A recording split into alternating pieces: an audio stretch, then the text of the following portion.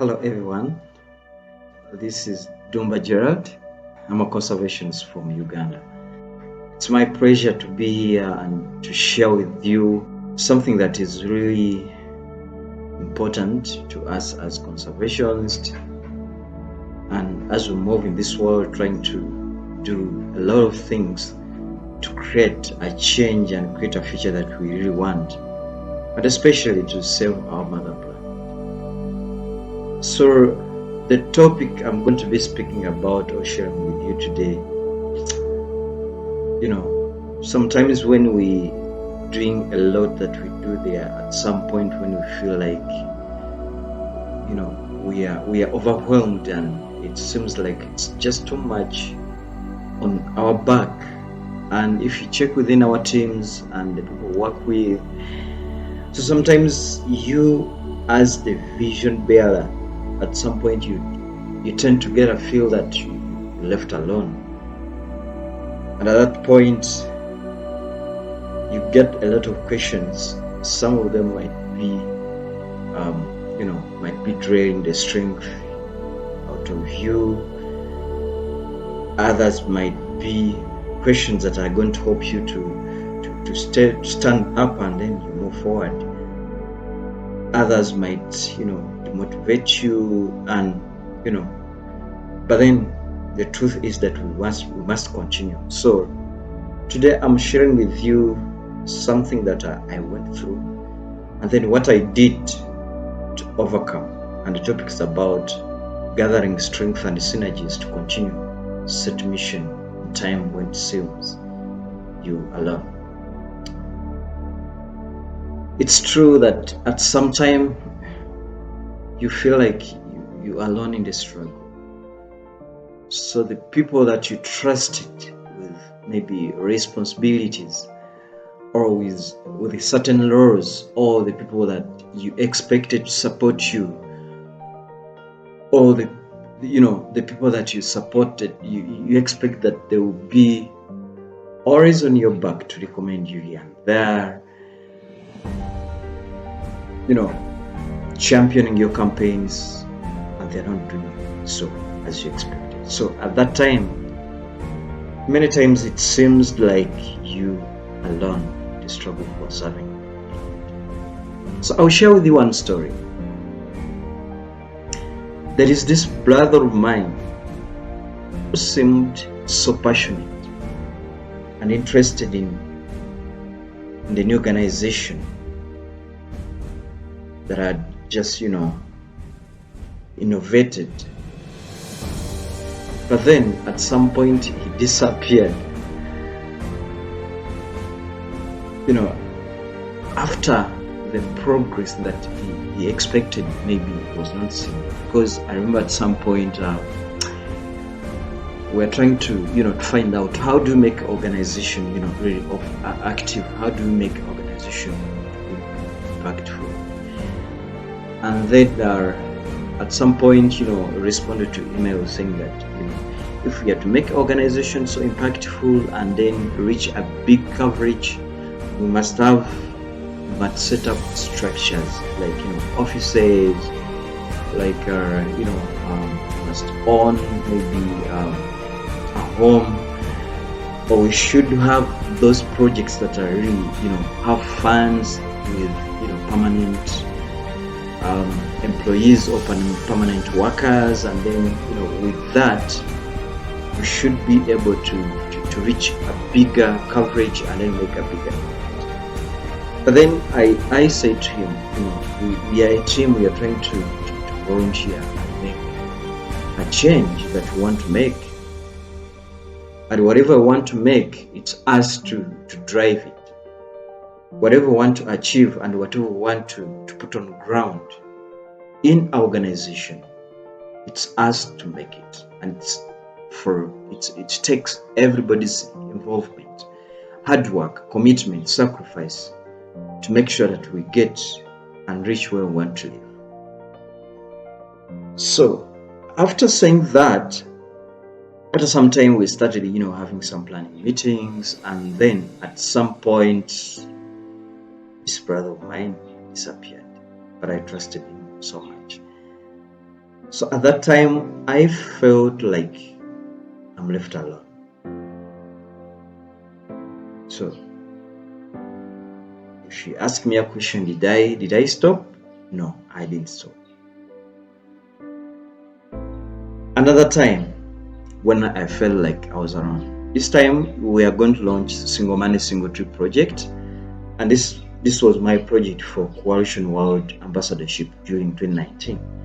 So we went through a long journey, planning, advertised for volunteers, and then I was able to get over 30 applicants, but I needed only 7 out of 30 we screened, and then we had interviews to remain only 7 people wanted. So we raised some resources that would enable us to launch the project, and then we organized everything together with these volunteers. So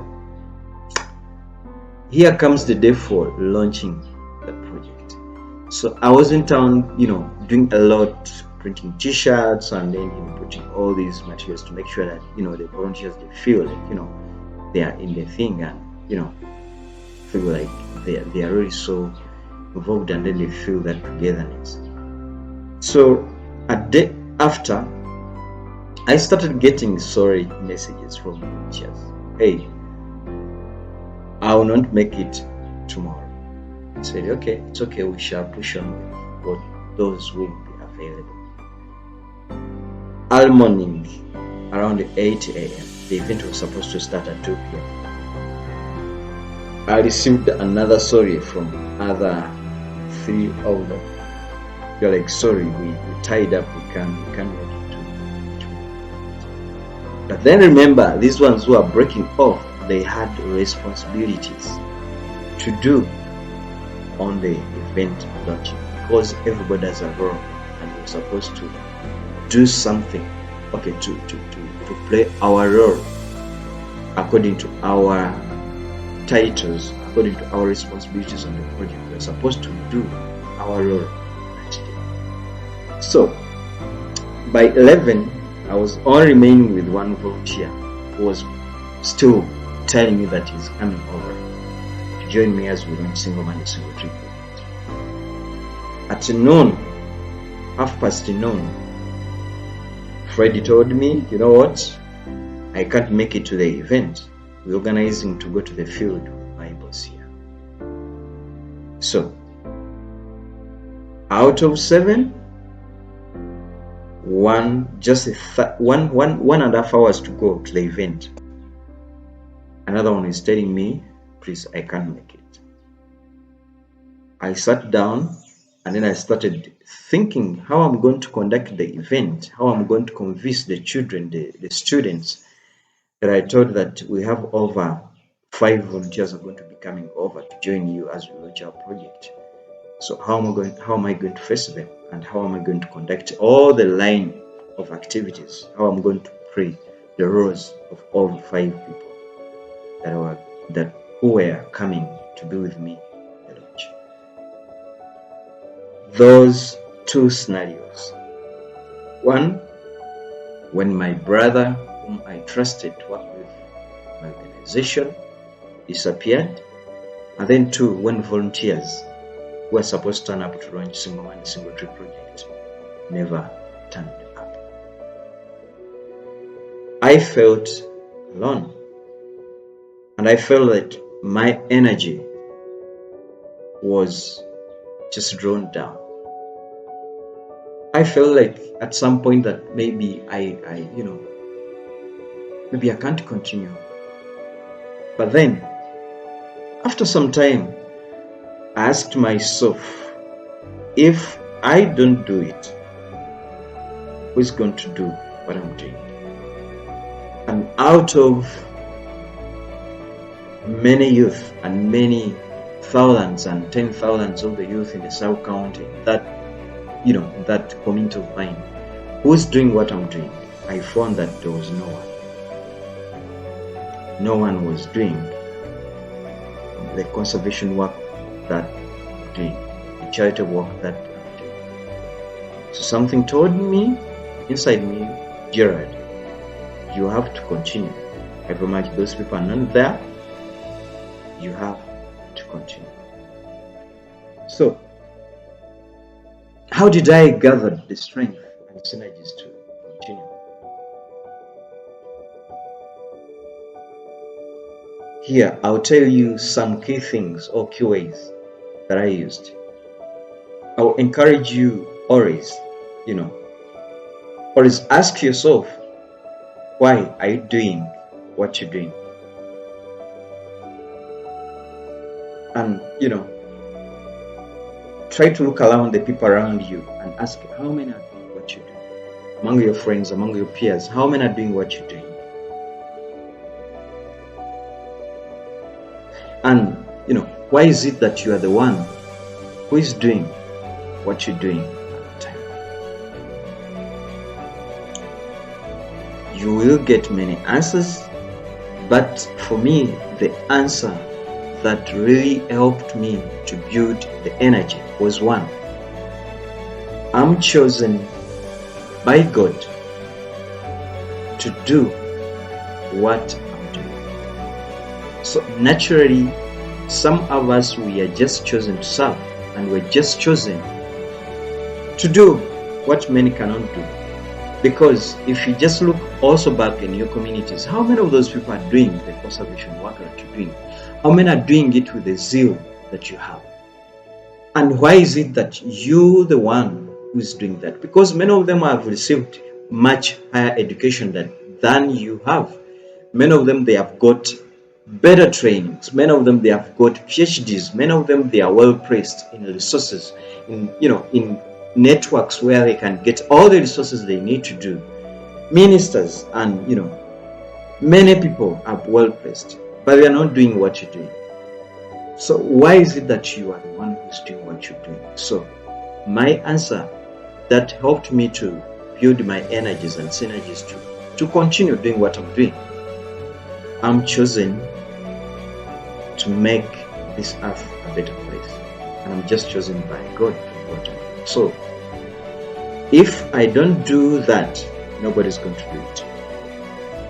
That's one. Helped me to build my energies. Another one.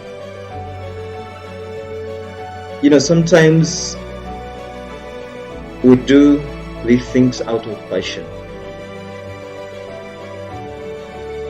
And many times if we are doing it maybe to become more famous, to build bigger networks, to build our CVs, so that we get better jobs, better paying jobs, so that you join big networks, or you end networks, or those big organization networks, or all that.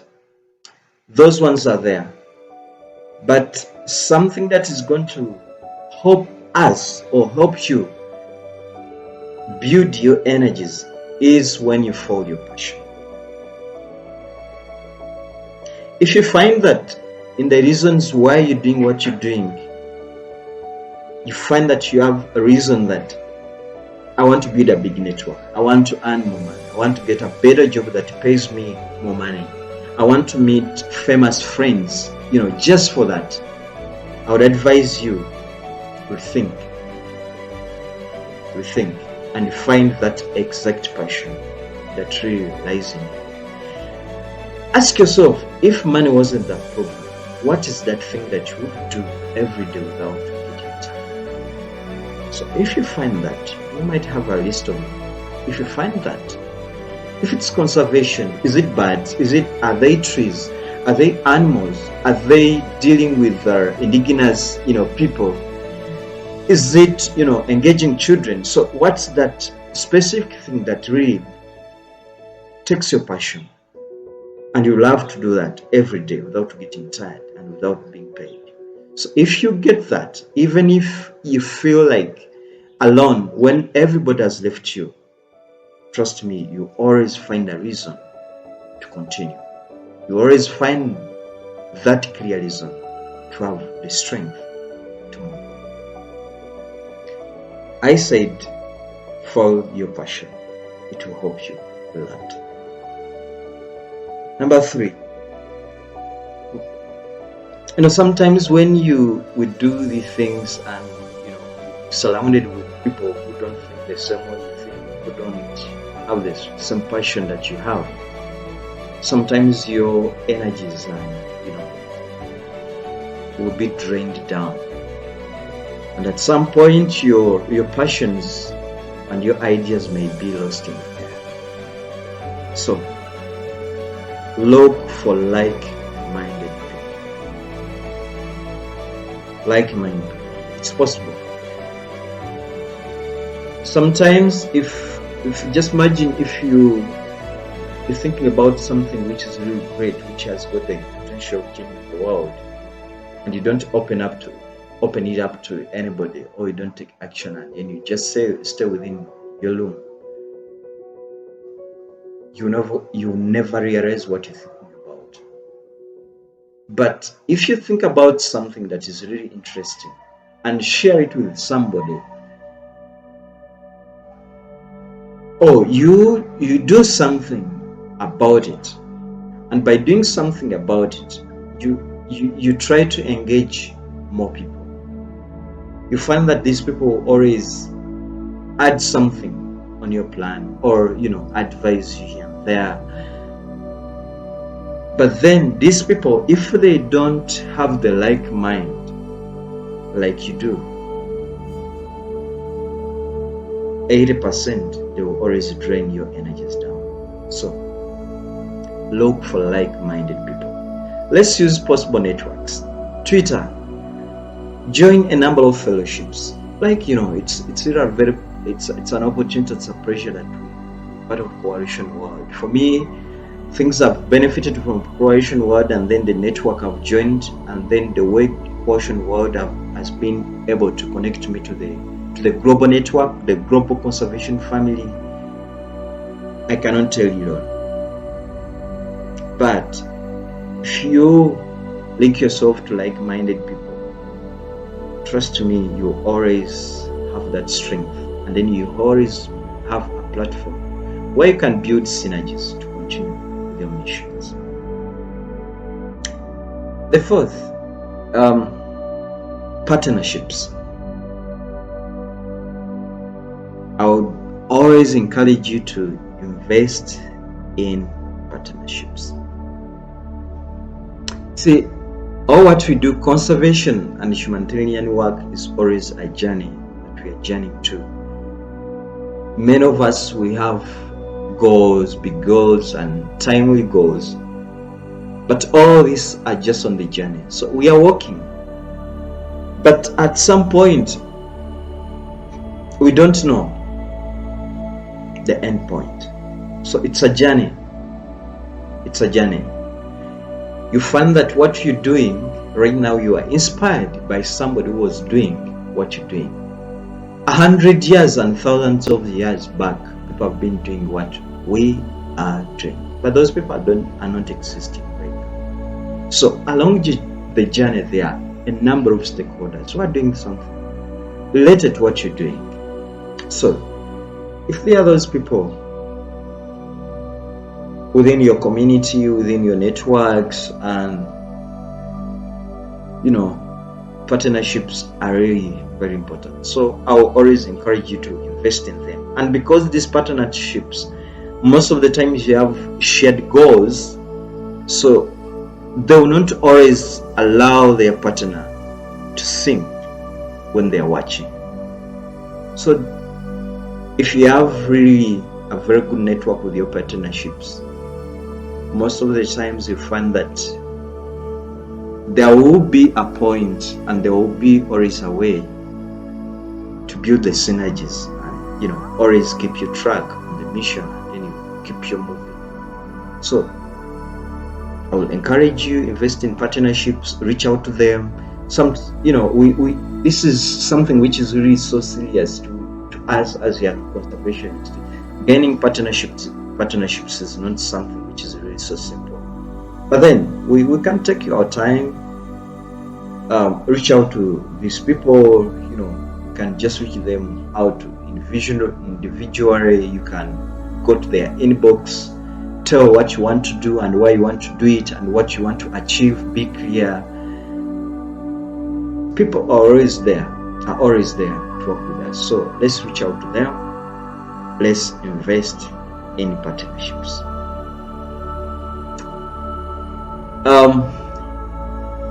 I think this is the last one, which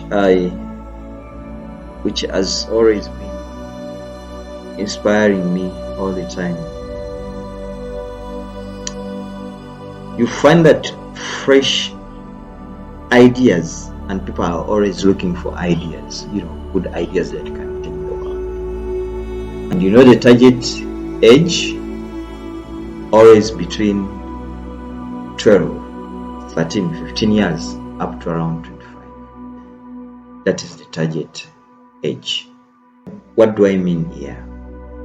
Always listen to young people in your network, and always engage them, because I'll tell you, that day when volunteers failed to turn up, I went to the school and I talked to the leaders among these students. I was like, hey, what, these people are not coming, what do we do? So this president told me, Master, don't worry, we can divide ourselves here, and then we see with the patron, and then we can see how we can push him on with the event. And he told me I'm going to lead the tree planting. I said, okay, it's okay. So when the event started until we ended for 2 hours, I never felt any gap for volunteers missing at the place. Why? Because I was able to listen to the young people. I was able to listen to these people. So their ideas throughout the whole work, throughout the whole event, helped me to feel strong and then get the resources, the human resource, the hands that I needed in that event. Because if a volunteer was supposed to help people come up with the wordings, I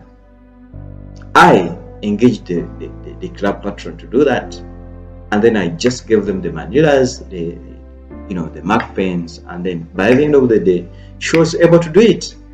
So we need to listen to the young people. They always have ideas. Sometimes when we are stuck and feel we are alone, maybe sometimes we just need to rephrase the way we work. Maybe we need to rephrase our action plan and revise them and make them better. Maybe sometimes also volunteers or people might leave us. Actually, people might just leave our plans but not leave us. There is something that people say that investors believe in. They say investors invest in plans, not in people. So sometimes maybe within our plans there is something lacking. Then we just find that these people are just leaving us. So if we give these young people's ideas a space, we listen to them and then we try them out. You never know, we can incorporate them in our action plans, and you never know what can happen. This can help us maybe to build our strength, because if you have the good plan, that's a strength that we can have to make our projects and our missions continue. So dear my brothers and sisters, I remain Ddumba Gerald, and that's what I had to share with you. And something that we should not forget, we talked about 5 core keys, small key ways that we can always build our strength, and then SYNERGIES to continue. They have worked for me, and I believe they can also work. One was about finding clear reason why we're doing what we're doing, and always not forgetting that if you don't do what you're doing, if you just leave and abandon what you're doing today, just know nobody's going to do it. There is a reason why you're doing what you're doing. We said we are chosen to do what we do. We are chosen to serve by God. Many of us, if you are conservationists, just know you are born a servant. Number 2, to follow our passions. Number 3, to always look for like-minded people. Number 4, we talked about investing in partnerships, because they can always hold our hands and then help us to build the synergies. And then 5, to listen to young people's ideas. I thank you very much for tuning in, for watching. I remain Ddumba Gerald. I'm a conservationist, a youth mentor, farmer, an entrepreneur, and a young leader. Thank you very much, and I wish you good luck. Let's all strive hard to save our mother planet. May God bless you.